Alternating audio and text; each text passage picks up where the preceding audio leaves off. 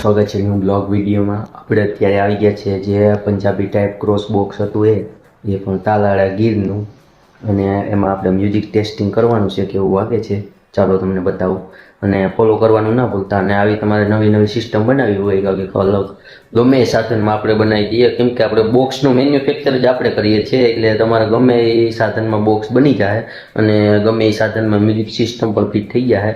ચાલો હું તમને ટેસ્ટિંગ બતાવું ને ફોલો કરવાનું ના ભૂલતા.